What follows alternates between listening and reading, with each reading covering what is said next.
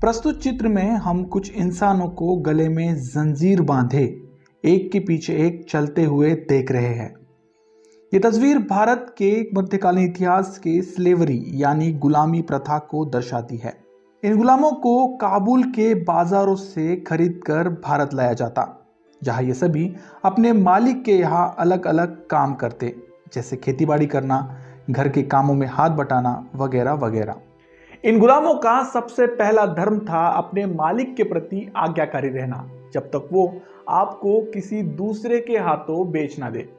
इस दर्द भरी जिंदगी से निजात पाना किसी भी गुलाम के लिए एक नामुमकिन सपने जैसा था। आज की हमारी कहानी ऐसे ही एक गुलाम के बारे में है, जिसका नाम था मलिक अंबर। मलिक अंबर की कहानी शुरू होती है अफ्रीका के एक देश इथोपिया से।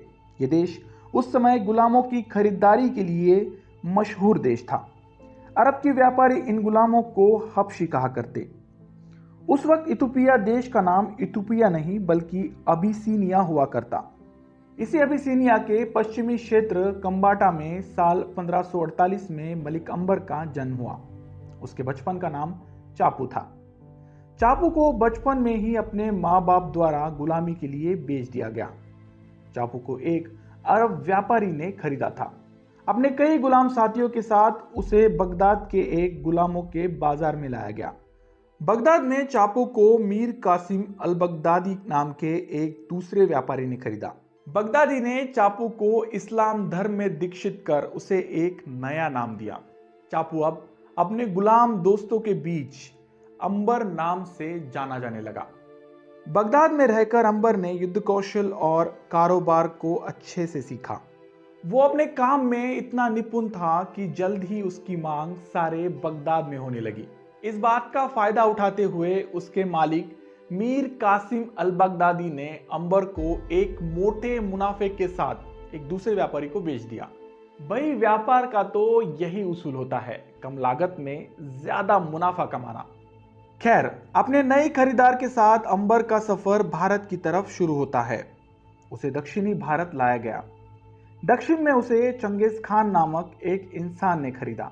चंगेज खान उस वक्त दक्खनी रियासतों का एक बहुत बड़ा जागीरदार हुआ करता। खास बात यह थी कि चंगेज खान भी किसी जमाने में एक गुलाम हुआ करता था, मगर आगे चलकर धीरे धीरे उसने तरक्की की और वो अहमदनगर का एक बहुत बड़ा सरदार बन गया। उसके पास हजारों गुलामों की सेना हुआ करती, जिसमें अब अंबर का भी नाम शुमार हो गया था। दक्कन में गुलामों की स्थिति बाकी बचे दुनिया के मुकाबले कुछ हद तक ठीक थी। ये गुलाम आगे चलकर आजाद हो सकते थे और अपना खुद का परिवार भी बसा सकते थे। हालांकि उनका यह फैसला उनके मालिक पर निर्भर होता। चंगेज खान एक गुलाम रह चुका था, इस वजह से वो अपने सभी गुलामों के साथ और खास करके अंबर के साथ अपने परिवार जैसा व्यवहार करता। अंबर को सबसे पहले चंगेज खान की सेना में भर्ती कराया गया।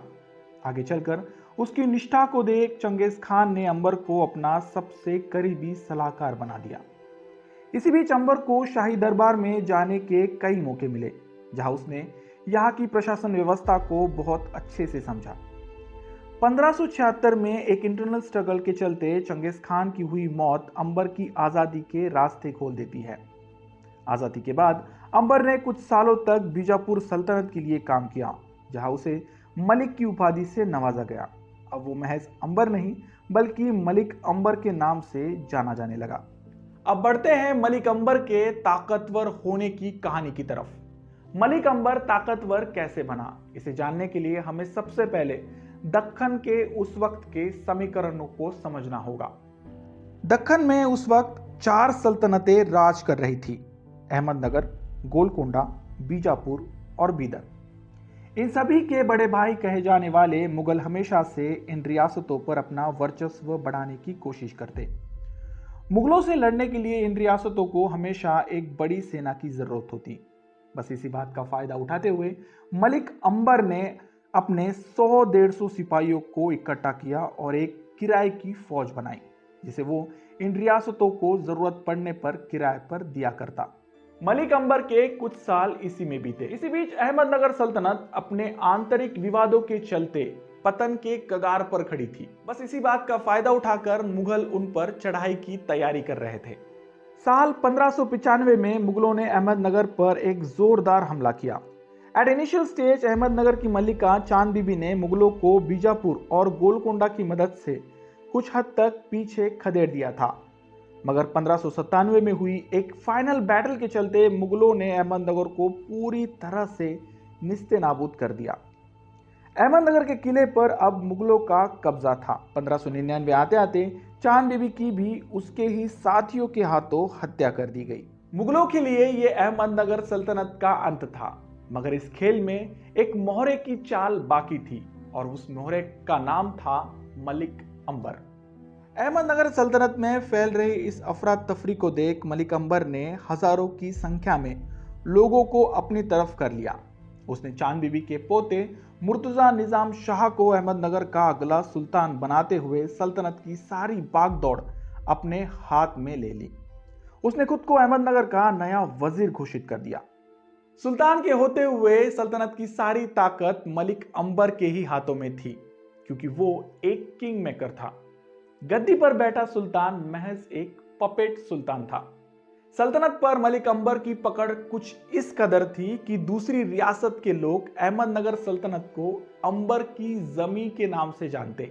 अंबर ने सबसे पहले अहमदनगर सल्तनत को मजबूत करते हुए बाकी सभी रियासतों के साथ मित्रता का हाथ बढ़ाया। उसका मकसद इन रियासतों के साथ मिलकर एक अलायंस बनाने का था, जो आगे चलकर मुगलों के खिलाफ लोहा ले सके।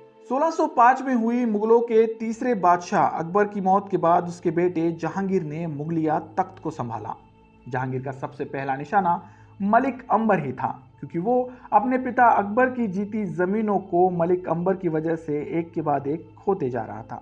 मगर मलिक अंबर से जीतना इतना आसान भी नहीं था, क्योंकि जितनी बार मुगलिया फौज दक्खन में एंट्री लेती, सबसे पहले मलिक अंबर ही उनके रास्ते का कांटा बनता।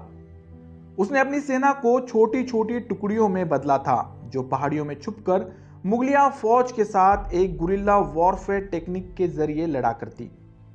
छुपकर हो रहे इस हमले की वजह से मुगलिया फौज को अपनी इतनी बड़ी सेना होने के बावजूद भी बहुत बड़ी हानि का सामना करना पड़ता। मलिक अंबर की यह युद्ध नीति आगे चलकर छत्रपति शिवाजी महाराज ने औरंगजेब के खिलाफ भी अपनाई थी। शिवाजी महाराज के दादाजी मालोजी उस वक्त मलिक अंबर के सबसे निकटतम सहकारियों में से एक हुआ करते थे। खैर, 1610 का साल मलिक अंबर के जीवन का सबसे निर्णायक साल माना जाता है, क्योंकि इसी साल उसने अहमदनगर के किले पर हमला करते हुए मुगलों के सूरत बंदरगाह को तबाह कर दिया था। व्यापार की दृष्टि से देखा जाए तो सूरत बंदरगाह मुगलों के लिए बहुत बड़ी अहमियत रखता था। लिहाजा मलिक अंबर की इस हरकत की वजह से मुगल बादशाह जहांगीर गुस्से से आग बबूला हो गया। साल 1610 तक मलिक अंबर के पास 50,000 से भी ज्यादा सेना थी। साथ ही इसी साल उसने खिड़की नाम का एक शहर भी बनवाया। ये वही खिड़की शहर है जिसे बीते समय में हम औरंगाबाद और आज के समय में छत्रपति संभाजी नगर के नाम से जानते हैं। ये नया शहर ही मलिक अंबर की रियासत की नई राजधानी का शहर बना। मलिक अंबर ने अपनी बेटी की शादी अहमदनगर के सुल्तान मुर्तजा निजाम शाह से करवाई थी। जैसे कि मैं पहले ही बता चुका हूं कि निजाम शाह मलिक अंबर का एक पपेट सुल्तान हुआ करता था, जहां सारे डिसीजंस मलिक अंबर ही लेता था। ऐसे में वो मुंह बोला सुल्तान आगे चलकर मलिक अंबर से कुछ हद तक नाराज भी चल रहा था। इसी बीच उसकी दूसरी बीवी और पहली बीवी, जो कि मलिक अंबर की बेटी ही थी, इन दोनों के बीच झगड़े होने लगे।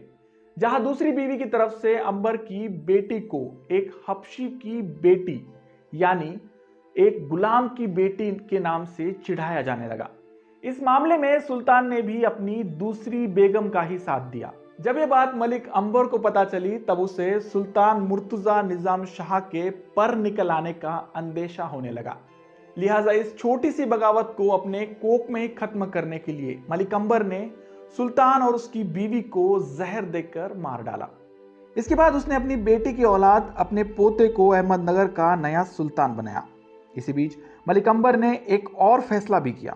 उस वक्त जमीन का मालिकाना हक शाही दरबार के पास हुआ करता था, जिसे बदलकर मलिक अंबर ने जमीनों को मराठा सरदारों के नाम करना शुरू कर दिया। अंबर के इस फैसले की वजह से कई मराठा सरदार उसके वफादार बनने लगे। साल 1616 में मुगलों के खिलाफ हुए एक युद्ध के चलते मलिक अंबर को हार का सामना करना पड़ा। इसी बीच उसे अहमदनगर और बरार के किलों को भी एक संधि के तहत मुगलों को सौंपना पड़ा। अब तक मलिक अंबर को बीजापुर की तरफ से मुगलों के खिलाफ मदद मिल रही थी, मगर 1617 आते आते बीजापुर ने मुगलों के साथ हाथ मिलाकर एक तरफ से मलिक अंबर के साथ दुश्मनी मोल ले ली। कुछ सालों तक मलिक अंबर एक डिफेंसिव बैटल लड़ता रहा, मगर 1624 में उसने बीजापुर पर हमला किया और बीदर और बीजापुर की राजधानी पर घेरा डाल दिया। मलिक अंबर को अब बीजापुर और मुगलों के साथ दुतरफा लड़ाई लड़नी पड़ रही थी। मुगलों का सफाया करने के लिए मलिक अंबर ने भटवाड़ी नामक एक जगह को चुना। भटवाड़ी के पास एक नदी के किनारे अंबर ने अपनी सेना समेत डेरा डाला। जैसे ही मुगलिया फौज और बीजापुर की एक संयुक्त सेना उसकी तरफ बढ़ी, उसके अगले ही पल मलिक अंबर ने नदी का बांध खोल दिया, जिससे जमीन पानी और कीचड़ से भर गई। ऐसी जमीन पर मुगल फौज का और खास करके उनकी आर्टिलरीज का आगे बढ़ना मुश्किल हो गया था। इसी मौके का फायदा उठाते हुए मलिक अंबर ने अपने तीरंदाजों को मुगलिया फौज के दाहिने दस्ते पर वार करने के आदेश दिए। यह हमला इतना जोरदार था कि मुगल और बीजापुर की फौज इससे करीब करीब 4 महीनों तक बचती रही। 1624 आते आते फाइनली मुगलों और मलिक अंबर की सेना का आमना सामना हुआ। मलिक अंबर के लिए ये एक इम्तिहान की घड़ी थी, क्योंकि उसका सामना अब मुगल और बीजापुर की एक बहुत बड़ी सेना के साथ होने वाला था। इस युद्ध में मलिक अंबर के साथ शिवाजी महाराज के पिताजी शाहजी राजे भोसले भी थे। कई इतिहासकारों ने इस युद्ध का वर्णन कुछ इस प्रकार किया है। मलिक अंबर की सेना के लिए यह इलाका जाना पहचाना था। उनके घुड़सवारों ने एक के बाद एक कई मुगलिया दस्तों को ध्वस्त करना शुरू कर दिया, मगर बीच लड़ाई में ही अंबर की फौज पीछे हटने लगी। अंबर की सेना को पीछे हटता देख मुगलिया फौज को जीत की किरण नजर आई। ऐसे में उन्होंने तेजी से अंबर की सेना का पीछा किया, मगर यह मलिक अंबर की एक सोची समझी चाल थी। अपनी फौज को पीछे हटाते समय अंबर ने अपनी एक और टुकड़ी को मुगलिया फौज के दाहिने तरफ भेजा, जिससे मुगल सेना में भगदड़ मच गई और उनके कई सिपाही मारे गए। इस युद्ध में मलिक अंबर को एक बड़ी जीत मिली, जहां उसके हौसले और भी बुलंद हुए। आगे चलकर मलिक अंबर ने ऐसी बहुत सी लड़ाइयां लड़ी, जहां उसने सोलापुर को भी अपने कब्जे में ले लिया। आगे चलकर अपने 78 साल की उम्र में 1626 में मलिक अंबर की मौत हो गई। अंबर कोई सुल्तान नहीं था, मगर उसका कद दक्कन में इतना बड़ा हो गया था कि वो दिल्ली में बैठे बादशाह के पैरों तले जमीन सरका दे। इस महान शख्सियत के बारे में आपका क्या कहना है, कमेंट बॉक्स में जरूर लिखिए। अब जाते जाते एक आसान सा सवाल। दोस्तों, दक्षिण में बीजापुर, अहमदनगर, बीदर और गोलकोंडा के साथ एक 5वीं बड़ी रियासत भी पनप रही थी, जिसको राजा हरिहर और बुक्कर राय ने खड़ा किया था। इस रियासत का नाम क्या था, कमेंट बॉक्स में जरूर लिखिए। वीडियो अच्छा लगे तो प्लीज इसे लाइक कर अपने दोस्तों में शेयर करना ना भूले। और हाँ, आपको अगर मेरा काम वाकई में अच्छा लगता है तो प्लीज चैनल को सब्सक्राइब कर देना। मिलते हैं अगले वीडियो में ऐसे ही किसी इंटरेस्टिंग और हिस्टोरिकल टॉपिक को लेकर। तब तक के लिए धन्यवाद।